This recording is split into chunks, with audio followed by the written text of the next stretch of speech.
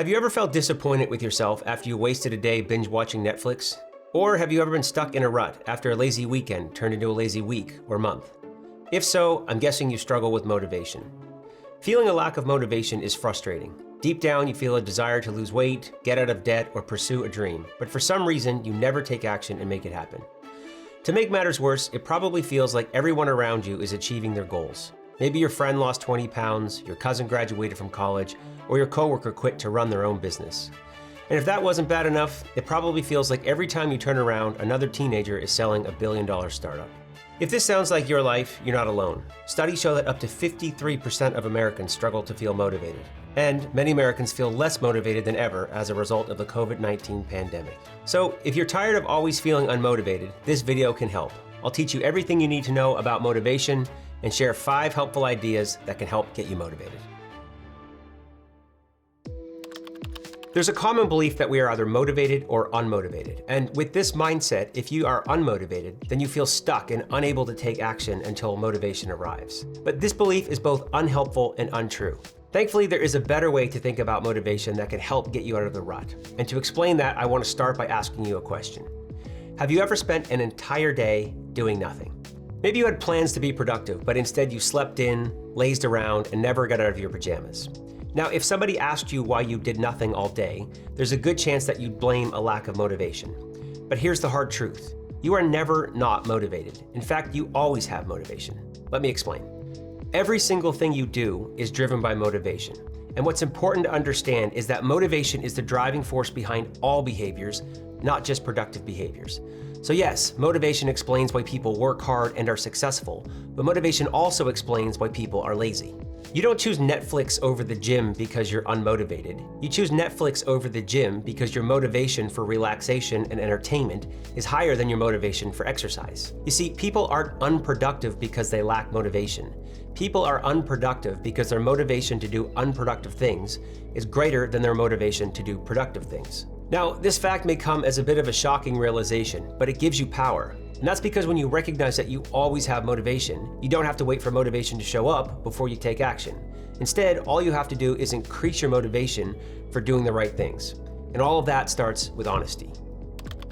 So a lot of people expect themselves to feel motivated to do things like work long hours, make more money, and get in shape. But they never ask themselves if that's what they truly want from life.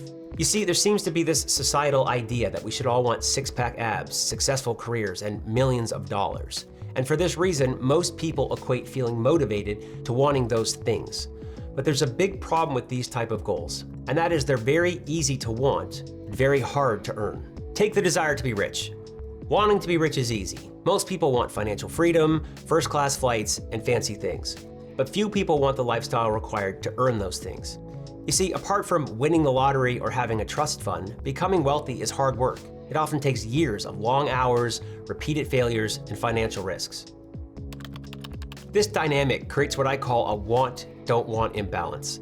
In this case, you want lots of money, but you don't want to do the work to earn it. Now, the problem with a want-don't want imbalance is it leaves you feeling frustrated for not having what you want and disappointed in yourself for not taking action. And you'll continue to feel this way until you correct the imbalance. The best way to correct a want-don't want imbalance is by being honest with yourself. You see, it's important to understand and accept what you truly want from life. So if you want an enjoyable lifestyle more than you want to be rich, that's okay. And if this is the case for you, then let go of the desire to be rich. You see, when you accept that an enjoyable lifestyle is more important to you than working 80 hours a week for years on end, then you can stop beating yourself up for not being rich. You can also stop feeling unmotivated every time you choose to watch a sunset over working long hours. This lesson applies to any goal. You can't expect yourself to have a lot of motivation for something that you don't truly want. That's because doing so is asking for the impossible. Now, if you've ever struggled from a want-don't want imbalance, then learning about the 2 types of motivation can help. The first type of motivation is intrinsic motivation. So you are intrinsically motivated to perform a behavior when you find the behavior itself rewarding. So for example, you might enjoy playing soccer because you think it's fun and you enjoy spending time with other people. Intrinsic motivation comes naturally, and that's because it's easy to feel motivated when you love what you do.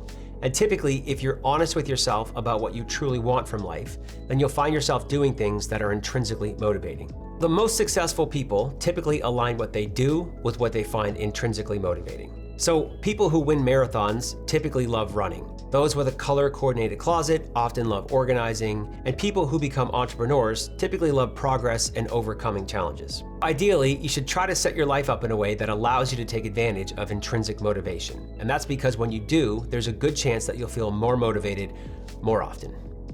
The second type of motivation is extrinsic motivation. Extrinsic motivation helps you do things that you don't want to do. You feel extrinsically motivated when given the opportunity to earn a reward or avoid punishment. So you probably did your chores as a child not because you enjoyed them, but because you wanted to earn your allowance and avoid being grounded. Ultimately, extrinsic motivation can help you do two things. The first is get through a rough patch. So maybe you love your job, but you're just not feeling motivated. The second is it can help you do things that are necessary but not enjoyable. And a good example of this might be doing your annual taxes. Now, the one thing to keep in mind about extrinsic motivation is that it should be used as a short-term solution. And that's because if you have to use extrinsic motivation as a long-term solution, you're probably not being honest with yourself. Let me give you an example. If you have to use rewards or punishment to get to work every day, then it's probably time to start looking for a more naturally rewarding job. All right, here are 5 ideas that can help you get motivated. Idea number 1 is start small. There's a paradox in motivation, and that is most people think that motivation comes before work, but the opposite is often true.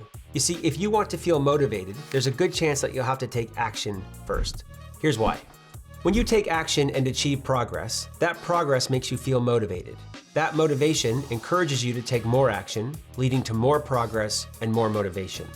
This self-fulfilling cycle is the action, progress, motivation loop, made popular by author Mark Manson. One of the biggest problems you'll face when dealing with the action, progress, motivation loop is getting started. And to overcome this issue, it often helps to start small. So if you have an essay to write, then agree to write a single paragraph. Or if you want to exercise, then commit to running just a quarter mile. Oddly enough, if you can overcome the initial friction of getting started, you'll often find that it's easy to work past your small initial commitment. Idea number 2 is get better. We often find things more enjoyable and rewarding when we're good at them. So if you find yourself unmotivated to do something, then ask yourself how you can get better at doing that thing. That might involve reading a book, taking a course, or just practicing in general. As an added benefit, research shows that praise also increases intrinsic motivation. So if you can find a way to get some positive feedback while improving your skills, that will also help you build motivation. Idea number 3 is parent yourself. There's a good chance that your parents rewarded you for good behavior and punished you for bad behavior as a child. Now you can create this own structure for yourself as an adult, and you can do that by creating your own rewards and punishments. So here's 2 examples. You might reward yourself for achieving a goal by taking yourself on vacation. And you might punish yourself for not completing a task on time by donating $100 to an organization that you don't like. Idea number 4 is make it immediately rewarding. We tend to prefer things that are more immediately rewarding. This explains why many people choose the short-term reward of eating dessert over the long-term reward of eating healthy. Now, most long-term rewards, like getting in shape or building a 401k, are threatened by a short-term reward. So the long-term reward of getting in shape is threatened by the short-term reward of eating delicious food. And the long-term reward of building a retirement account is threatened by the short-term reward of buying nice things. One of the best ways to stay motivated while working towards long-term goals is to reward yourself along the way. So if you're trying to lose weight, then treat yourself to a weekly cheat meal. And if you're trying to be financially responsible, then set aside a certain percentage of each paycheck for buying whatever you want. And finally, idea number 5 is suck it up. I know this might sound harsh, but it's true. And that's because regardless of how many motivation building ideas you try, there will be certain things in life that you have to do that you'll just never feel motivated to do. So when this happens, take a deep breath, suck it up, and get to work. Because the sooner you finish, the better. I can't thank you enough for watching this video, and I hope it was helpful. Now, I am shamelessly trying to grow this channel, so it would mean the world if you could subscribe, like, and share the video. Believe it or not, it takes over 100 hours to make these videos, so any help would be greatly appreciated. If you want more information like this, I highly recommend you check out my app, Aware. Aware is a self-improvement based meditation app that teaches you important skills like how to make better decisions, build good habits, and develop more self-confidence. The app combines all of those lessons with guided meditation, which helps you develop the state of mind and self-awareness needed to apply what you've learned. On top of that, you also get the benefits of meditation, like improved focus and sleep, plus a reduction in negative emotions like stress, anxiety, and sadness. So if you like the type of content you see on this channel and self-improvement in general, then I think you'll love Aware. It's available on iOS, Android, and the web, and you can get started today for free with the links below in the description. As a final note, I've also got a list of helpful resources linked below, like a transcript of this video that covers all of the ideas I shared today in a clear and organized format. Thanks again for watching. Be sure to hit that subscribe button, and I'll see you soon.